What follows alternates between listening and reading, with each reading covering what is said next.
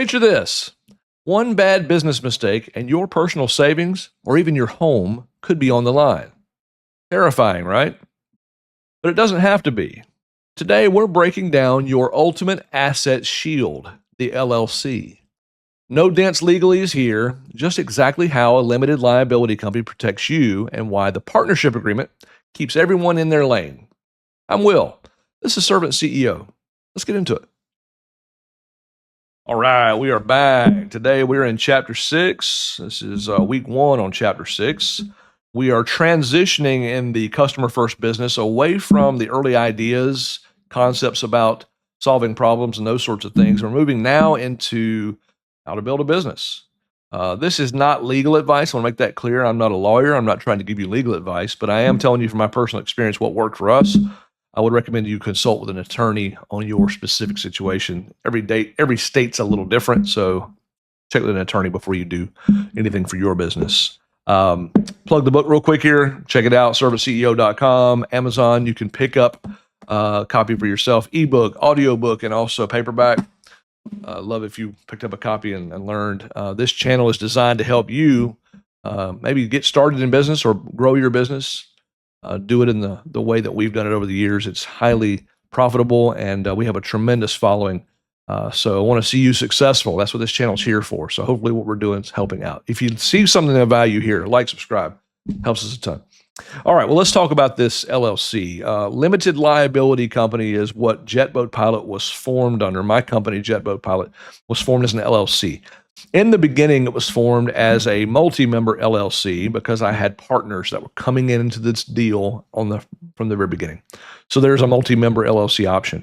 If you're going in by yourself, then you would just do a sole member LLC, just one member. Single member, I think they call it at times. And that's important because with banks, a lot of times it's difficult to get loans when you have multi-member versus a single member. Some banks won't even loan on a multi-member. So single member LLC is important for you if you're by yourself.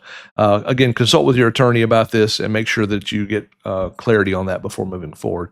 But I want to make sure I say this. You're going to need some sort of protection for your personal assets when you start your business so that if you create a product that gets out into the world and something, God forbid, happens, someone comes after you, your personal savings or your home or your assets are not exposed to a liability. That's why they call this a limited liability company, because it limits your liability or exposure in the event something goes horribly wrong.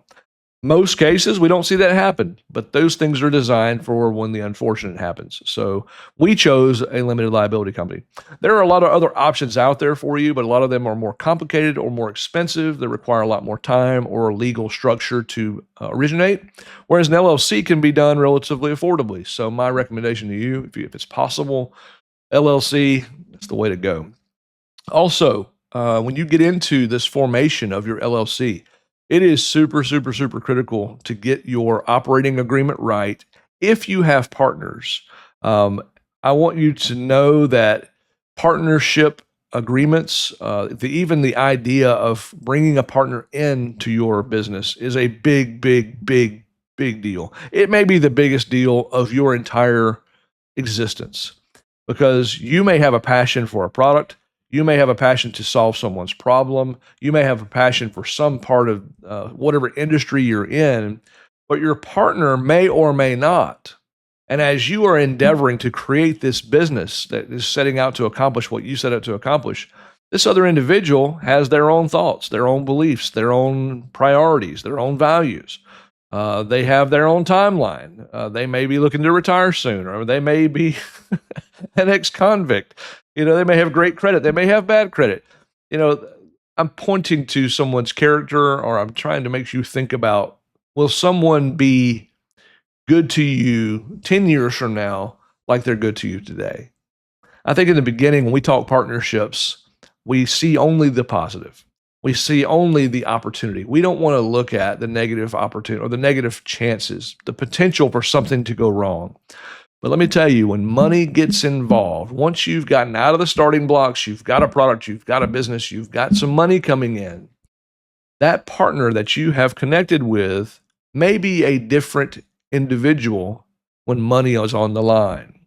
So I want you to think about this very strongly before you ever even commit to being a partner in a partnership type arrangement.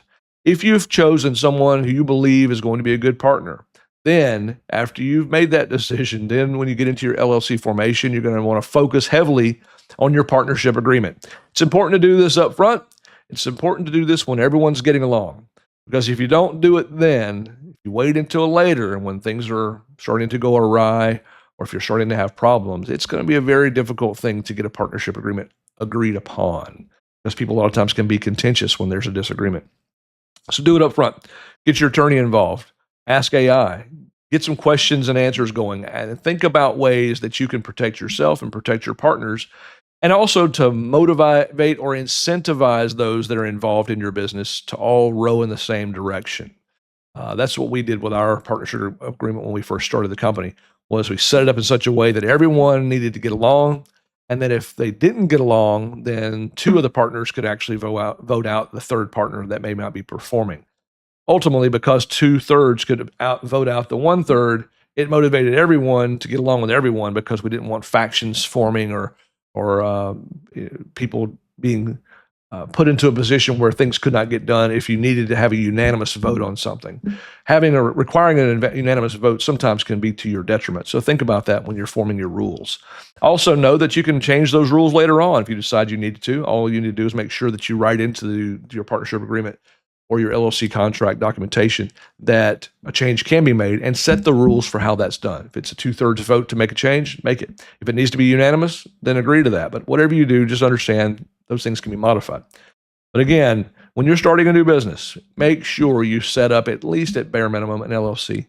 Once you get your LLC going, you're going to want to reach out to the IRS, get an EIN number. That's going to be an employment verification number, or employer ID number, excuse me. And that number is going to be really important for you to open up bank accounts. It's going to be important for you to be able to do business with vendors that are going to sell to you at wholesale. All the tax things that are involved all kind of start with that EIN. And then also, if you're going to be buying things, you're probably going to want to file for a tax resale certificate. State of Florida, they give us a certificate, so we're able to buy things that we manufacture goods from, and we don't pay taxes on those goods. After we package and make our product, we then charge taxes to the buyer, the end-use buyer. So you're going to have an EIN in order to get that tax resale certificate. So recommend that highly. Again, you're going to find a lot more information available to you, obviously through AI and as well as talking with an attorney. But these are things we've learned, and so we wanted to hit on some of those basics. Most importantly, take your business seriously.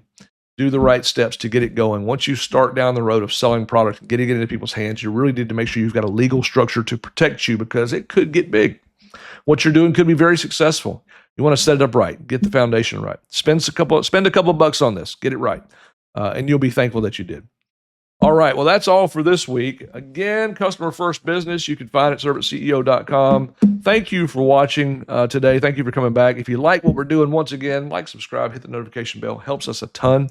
And also, if you like this content, check this one out.